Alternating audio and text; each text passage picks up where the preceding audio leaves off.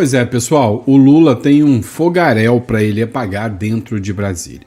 A CPI do INSS está andando com a corda toda e está dando muita dor de cabeça para o governo Lula, que já teve que desembolsar uma bolada aí de emendas para tentar segurar o cerco, né?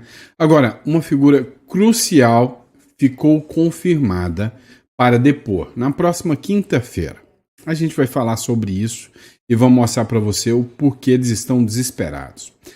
Outro ponto também. O Lula sabe o que os Estados Unidos estão fazendo com o Maduro. Tá nada fácil a vida do Maduro. Agora, a vida do Lula também não vai ficar muito tranquila se o Donald Trump gostar do que ele fez com o Maduro, não. Até porque agora o Marco Rubio acabou de fazer uma viagem. Anunciou, possivelmente, a construção de uma base militar americana aqui pertinho, e eu não estou falando do Paraguai não, tá? Ou seja, o Paraguai já é uma hipótese muito real de ter uma base bem na fronteira. A Argentina também não está com muita graça com o Brasil. Agora um outro país falou que se torna aliado e pode criar uma base militar americana bem aqui do ladinho também. Acho que isso aí não é uma situação muito favorável para o Lula. Outro ponto também que ficou, chocante agora foi a divulgação, através de uma matéria do Metrópolis, de um elo assustadoramente perigoso do Exército Brasileiro. E aí, um contrato acendeu um alerta vermelho sobre vamos dizer assim, a credibilidade dos contratos das Forças Armadas. Vamos falar sobre tudo isso. Então, não me esquece de se inscrever no canal, curtir, compartilhar. Para você que é novo aqui no canal, busca um canal que quer trazer informação sempre com relevância, checando as informações, seja muito bem-vindo. Inscreva-se no canal para sempre receber as notícias em primeira mão com a melhor qualidade possível, tá bom?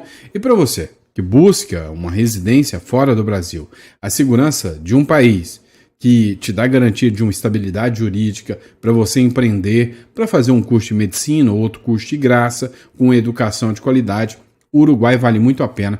Clica aqui na descrição, entre em contato conosco e agende uma consulta, tá bom? Bora para cima? Vamos começar de informação?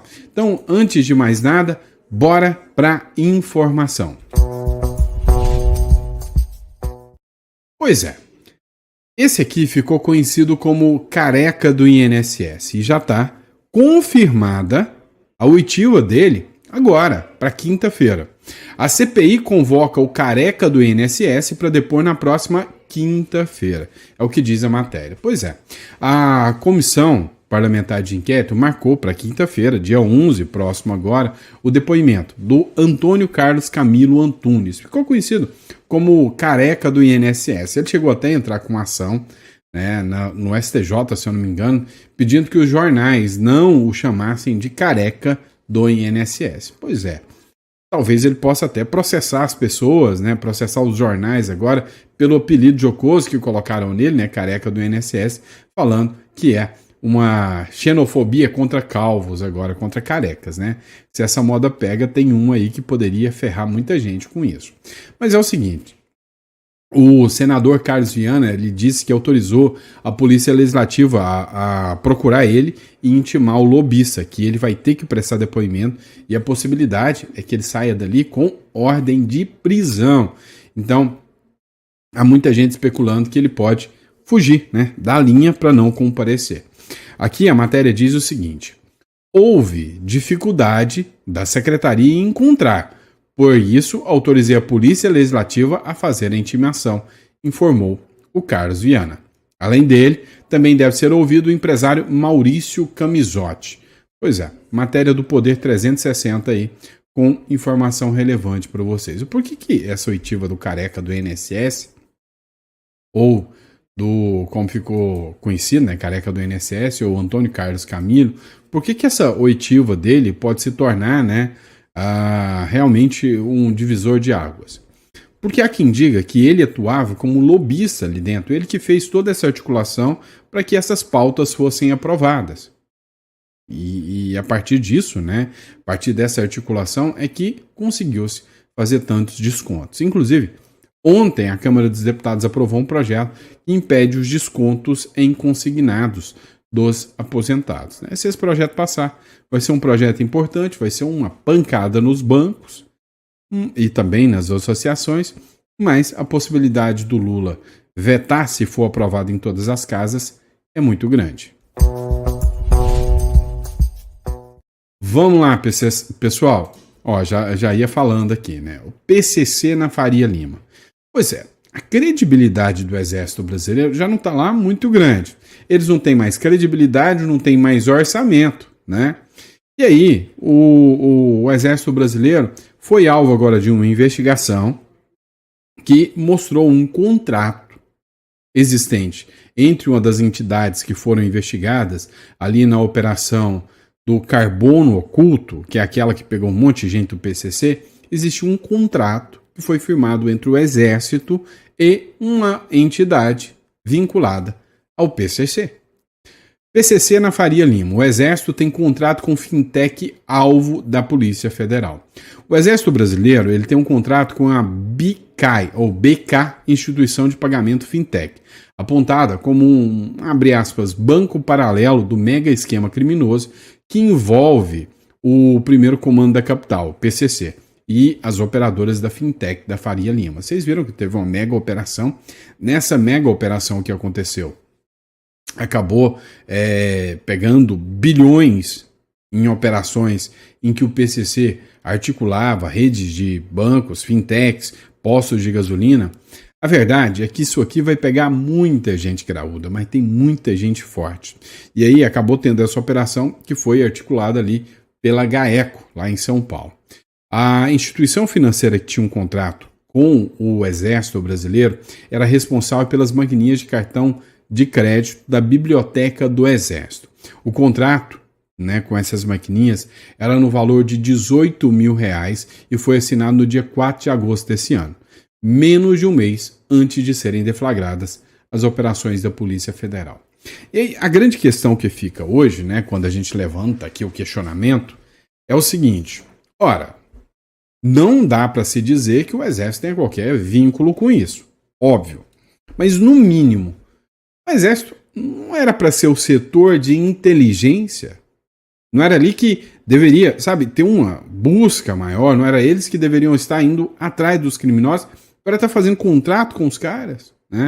Ou seja, mostra aí mais descrédito ainda com o Exército Brasileiro em relação ao Exército Brasileiro. É uma vergonha isso aí. Vamos lá, pessoal. Essa aqui é para quem está acompanhando a nossa novela preferida agora, Donald Trump versus Maduro. Se bem que tem um monte de seriado que a gente está assistindo, ou é um só com vários personagens. A gente acompanha o Trump contra o Alexandre de Moraes.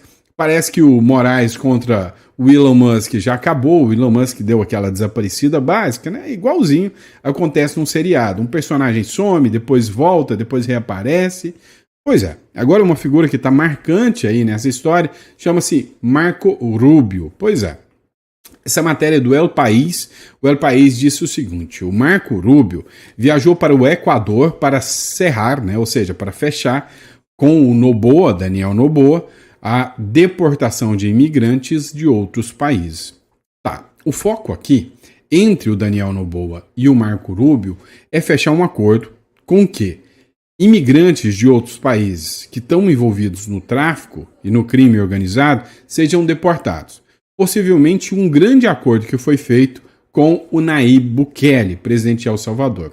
Olha só, Nayib Bukele fez o seguinte: pegou o país mais violento aqui da América Central, ou aqui não, de lá da América Central, Pegou o país mais violento, construiu uma mega prisão, colocou todo bandido dentro da prisão e agora todo mundo está cumprindo as penas, não se comete mais crimes. Ontem bateram uma marca histórica de 1000 dias sem um assassinato sequer dentro do país. Que sonho do Brasil, E aí agora o Nayib Bukele falou: olha, eu preciso rentabilizar em cima disso. Estados Unidos, eu tenho uma mega prisão e eu sei fazer o serviço. Quer mandar os criminosos para cá? Paga aí um trocado por mês para mim que eu recepciono tudo quanto é criminoso aí do crime organizado, terrorista, pode mandar para mim.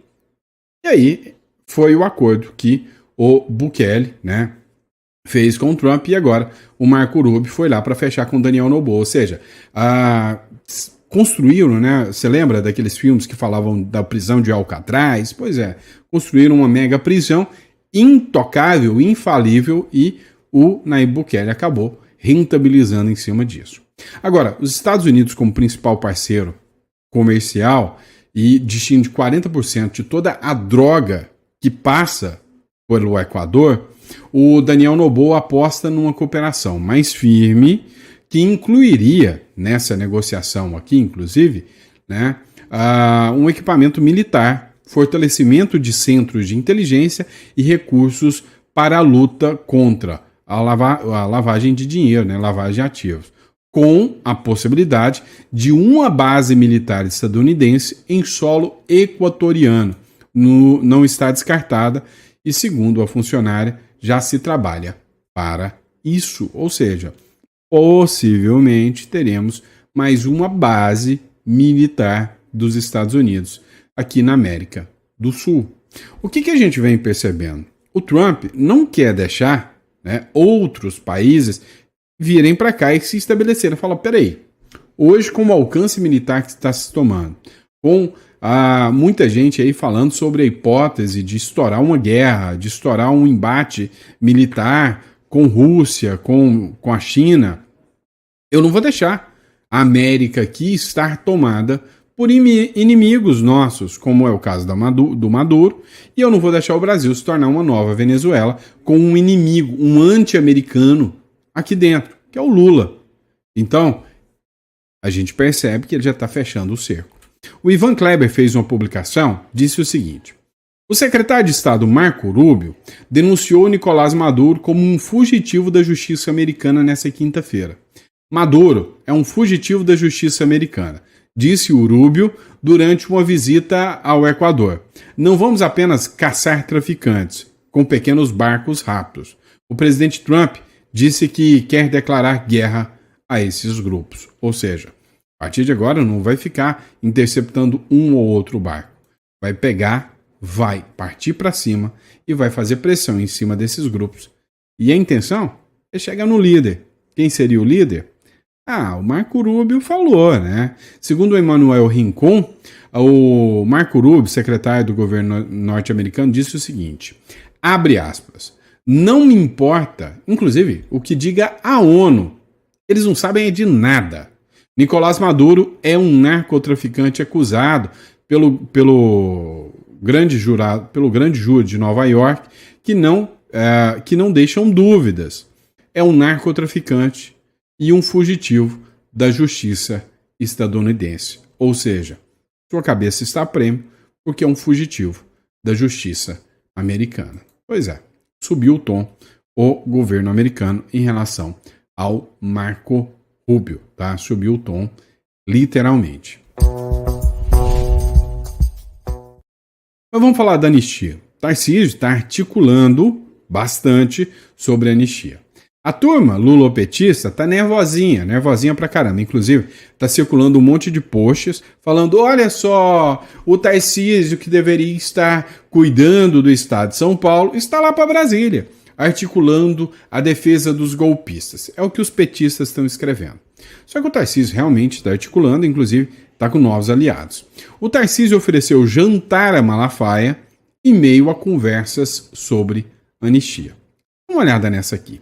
O governador Tarcísio de Freitas ele jantou com o Malafaia e também com o deputado federal Sóstenes Cavalcante na noite de quarta-feira, na ala residencial do Palácio dos Bandeirantes, lá em São Paulo. Vem cá, tá circulando um burburinho e o Otávio Facuri, na verdade, foi o ex-advogado do Bolsonaro, me fugiu o nome dele. Eu tô ruim de cabeça hoje, vocês viram, né?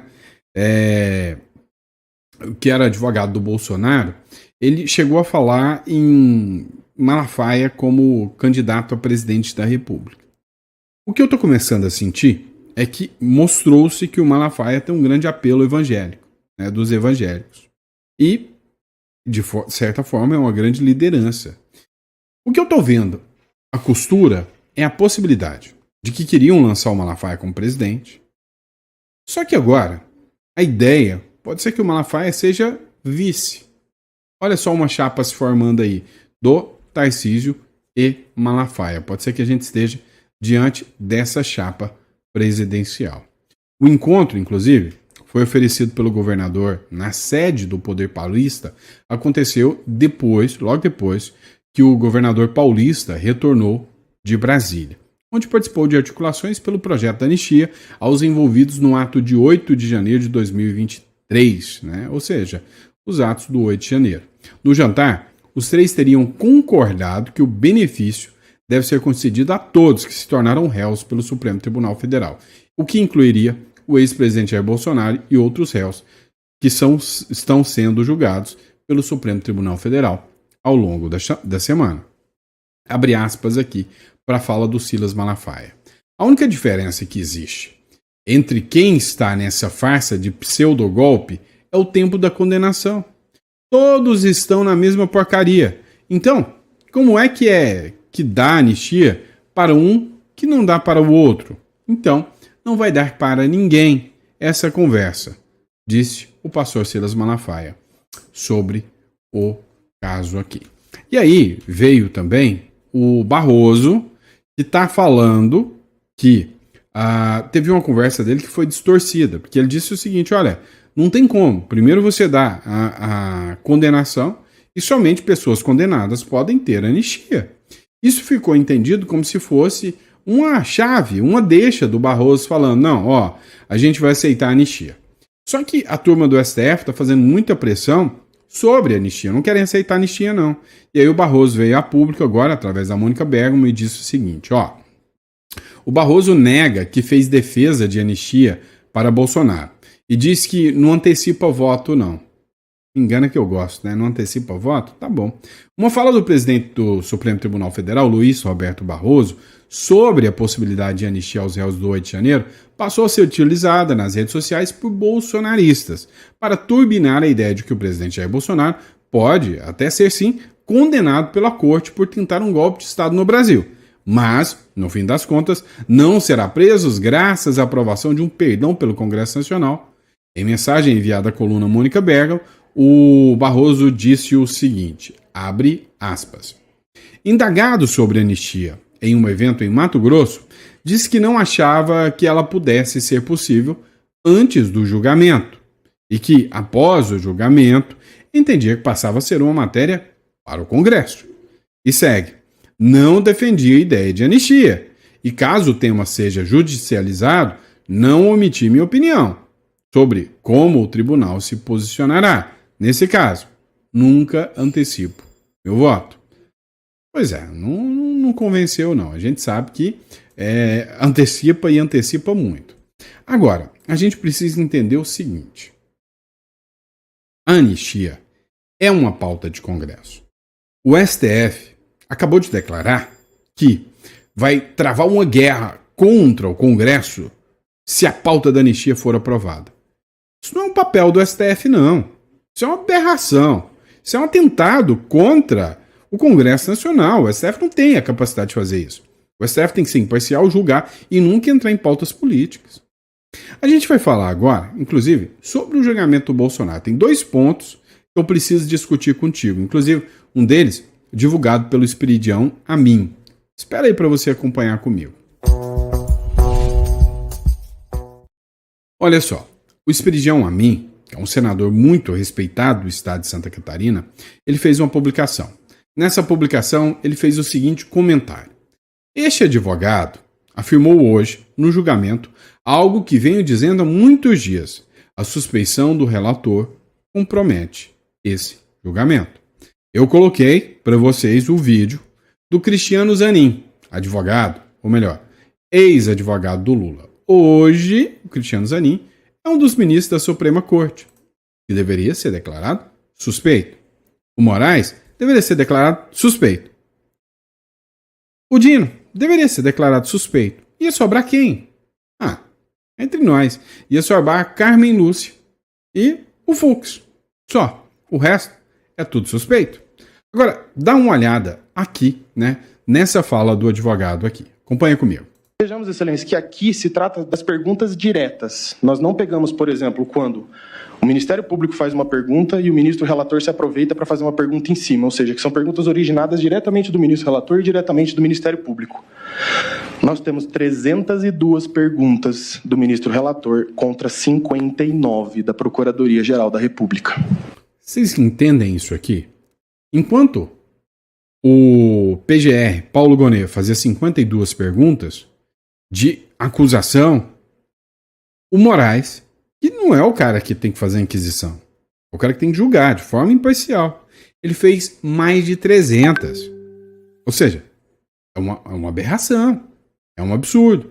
Isso mostra que o ministro relator ele tem participação ativa como inquisidor, ou seja, fazendo o papel do Ministério Público. Ora, por muito menos a Lava Jato caiu. Caiu porque o juiz conversava com o MP. Aqui, nós temos o juiz agindo como o próprio MP. E aqui, Excelências, muito se indaga, mas somente perguntar a mais não quer dizer que houve uma violação propriamente. O juiz também pode produzir provas. Mas aqui nós temos um fato curioso. Uma das testemunhas arroladas, o senhor Valdo Manuel de Oliveira Aires, foi indagado pelo ministro relator a respeito de uma publicação dele nas redes sociais que não consta dos autos. Ou seja, nós temos uma postura ativa do ministro relator de investigar testemunhas. Por que o Ministério Público que não fez isso? Deu para entender? Ah, não. Então você está querendo usar só com o argumento de que o Moraes perguntou mais do que o próprio PGR. Quer dizer que ele está atuando mais do que a acusação? Sim, é óbvio. Mas vamos dizer que você vai ignorar a lógica e a razão e vai falar que isso não é suficiente. Vamos lá. O juiz perguntou sobre uma situação de uma rede social de um dos acusados que não está no processo. O resultado é: o juiz investigou por fora, porque quem faz a investigação é o procurador da República e coloca no processo. E o juiz só sabe o que está no processo. Tem um brocário jurídico que a gente fala o seguinte: o que não está nos autos não está no mundo. Ou seja, se não está no processo, o juiz não deveria nem saber, a não ser que fosse um fato público e notório. Por exemplo, que eu sou chato. Agora, se não é algo público e notório assim, ora, aí é porque andou dando uma bisbilhotada, uma investigada, e se investigou, deixou de ser juiz. Qual o papel do juiz julgador? Ou é o juiz inquisidor? O juiz é o imparcial, o juiz é o afastado da causa, porque o magistrado tem a iniciativa de pesquisar as redes sociais da testemunha. Não que o ponto não seja relevante, pode às vezes ser relevante, mas quem tem a iniciativa probatória, a quem compete o ônus da prova? Ao Ministério Público. Vejamos, Excelência, que aqui se... Pois é, o ônus da prova é do Ministério Público. Não é do juiz, de forma alguma. O que mostra, de forma clara, evidente e escancarada, que esse processo é uma exceção, um tribunal de exceção. Por quê? Porque não é regra. O que é uma exceção? É algo que não é regra. E a regra é que um juiz é imparcial. A regra é que um juiz não investiga. A regra é que o juiz não pode ser nem vítima. Aqui não. São todos inimigos do réu. Abriram uma exceção. A Constituição veda tribunais de exceção. E aí, tem mais uma publicação. José Neumann de Pinto. Para mim, um dos jornalistas renomados do Brasil. No início do julgamento do golpe, no STF, Moraes e Gonet defenderam a Constituição sem citarem nenhum dos seus preceitos, apelando, como de hábito, para o Código Penal do Estado Novo de Getúlio, de 1940.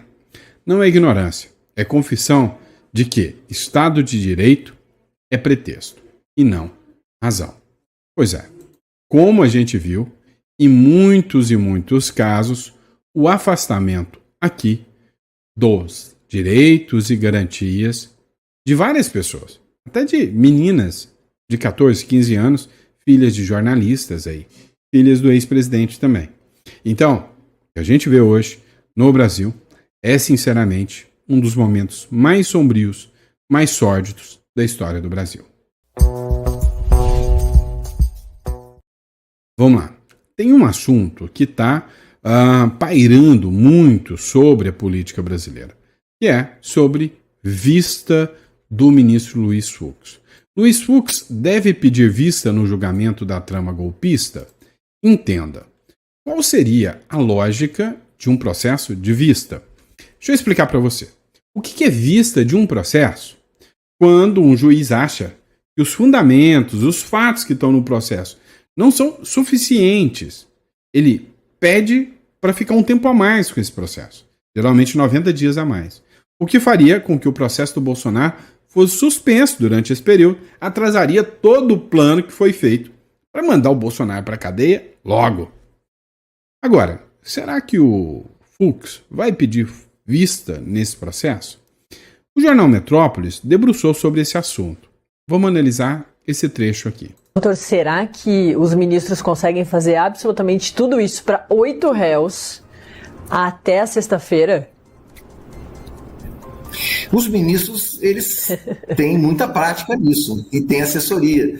Apesar de ser algo complexo assim para quem está observando fora do mundo jurídico, é uma operação difícil de explicar, mas o pessoal conhece bem essa matéria. E isso aí, eles conseguem, talvez eu acho que na semana que vem não, porque na semana que vem vai ter o voto do ministro Alexandre de Moraes, que eu acredito que vai ir durante a terça-feira toda, né?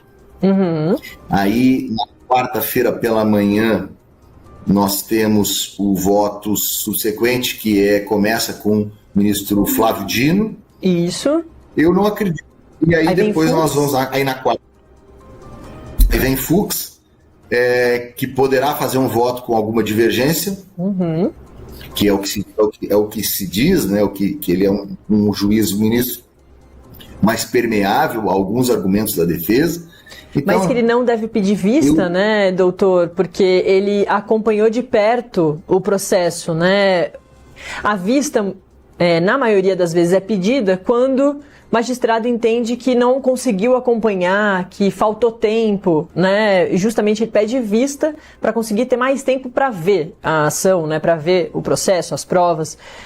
E Luiz Fux, eu lembro, inclusive, que participou dos interrogatórios, de todos eles, dos 8. Esteve ali, fez perguntas, então tem um entendimento já de que pedido de vista Luiz Fux não deve fazer, mas que deve abrir divergências em relação também não às condenações, que ele deve concordar com as condenações, mas que deve aparecer ali a divergência mais no sentido das penas, né? Então, o que ela perguntou aqui é se o Fux deveria dar esse pedido de vista. Olha o que ele fala aqui. Isso é o que está se cogitando, né? O que se fala, né? É o que se diz por aí, dizendo que o ministro não pede vista porque, olha, pedir vista é um direito de qualquer um dos ministros. Eles podem pedir vista. A questão é, vai pedir vista? E qual a questão prática? Então, o que se diz é que o ministro Luiz Fux não teria necessidade de pedir vista, porque ele acompanhou todo o andamento do processo, inclusive em loco, em alguns momentos, o que não é comum.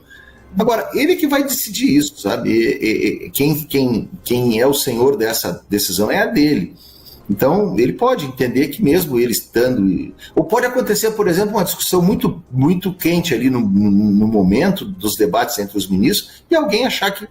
Agora, o que se comenta, o que se diz, é que esse processo ele está maduro para ser julgado já. As pessoas já conhecem muito bem esse processo. Embora o advogado de defesa do presidente Jair Bolsonaro, ontem, num esforço retórico e louvável, e ele disse que não conhecia todo o processo, porque ele queria criticar justamente o número da prova, o número de elementos de prova que tinham sido colocados ali dentro do processo, de maneira a prejudicar o entendimento da defesa, o que, olha, é verdade, assim, do seu ponto de vista, eu sou advogado de defesa, é muito complexo, a gente não tem todo o aparato que o Ministério Público tem e nem o tempo que o Ministério Público teve para juntar todas essas provas. Mas, enfim, voltando aqui ao assunto do pedido de vista, Como esse processo é um processo muito conhecido, e as questões são conhecidas, que não faria sentido o pedido de vista. Mas isso quem vai decidir é quem está ali na hora. O ministro Luiz Fux tem todo. Quem vai decidir é o ministro Luiz Fux. Tá, mas por que você parou para falar sobre isso aqui, Santos? São 2 pontos que a gente precisa falar. Primeiro, a ordem do julgamento. Primeiro a votar, ministro Alexandre de Moraes. Cá entre nós, ministro Alexandre de Moraes não tem nada mais a perder, é inimigo declarado do Bolsonaro. Quem não entende ou finge que não entende isso é mau caráter. Ponto. Segundo, é o Flávio Dino. Inimigo declarado do Bolsonaro. Diz que o Bolsonaro é pior do que o próprio demônio. Participou dos atos do 8 de janeiro, não como partícipe, mas como ministro da Justiça. Ele atuou ali dentro desse processo. E agora ele vai julgar um processo que ele atuou lá fora? Isso é um claro, caso de impedimento. É inimigo do Bolsonaro. Processou o Bolsonaro. Disse que o Bolsonaro é pior do que o demônio. Vai julgar. Não devia. Vai condenar. Agora, o ministro Luiz Fux, será que ele quer pegar essa bronca de enfrentar o Trump mesmo? A Carmen Lúcia é a próxima a julgar. Depois do Dino é o Fux, depois a Carmen Lúcia e, por fim, o ministro Zanin, que tem muito a perder. Imagina o escritório dele sendo sancionado, esposa, filhos, todo mundo. Eu é que não julgaria o Bolsonaro nessa aqui, tá? Sinceramente. Então esse é o primeiro ponto. Segundo ponto. E se o Fux pede vista? Eu tenho 2 caminhos. Vamos entender. O primeiro caminho é o seguinte. Se o Fux pedir vista, só está dando tempo para o STF para evitar que as sanções magníficas venham. Mas mais para frente a condenação vem. Se o Fux não pede vista e já julga logo, já deixa mostrar para todo mundo como está a situação e já abre espaço para o Bolsonaro fazer um recurso. E vai que esse recurso cai na mão do André Mendonça ou do Cássio Nunes. Não acredito muito. Então, a regra aqui é que, falando português claro, tanto faz com pedido de vista ou sem pedido de vista, vão condenar o Bolsonaro porque as sentenças já estão prontas. Agora, quem vai segurar o rojão até o final, entre esses 3 que eu falei, é que é interessante saber, quem vai encarar o Trump mesmo, tá bom? E é isso, pessoal, muito obrigado pela confiança, pela credibilidade, é um prazer, uma honra sempre estar aqui com vocês, poder bater um papo sobre política com vocês. Para quem ainda não entrou em contato com o nosso escritório, para pensar o seguinte, você tá vendo o Brasil a loucura que tá. Você tem um certo patrimônio, você tem que se proteger.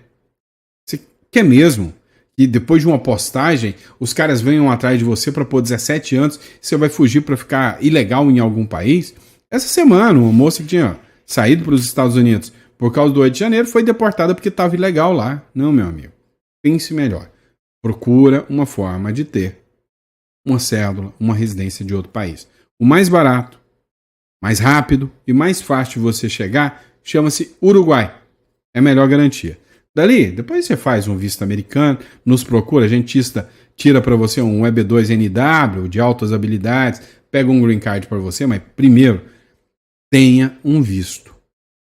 Te garante, uma residência que te garante uma possibilidade de não ser alvo dentro da jurisdição brasileira. Tá bom? Obrigado, pessoal. Fiquem com Deus. É sempre um prazer estar aqui com vocês e poder bater um papo com vocês. Abraço.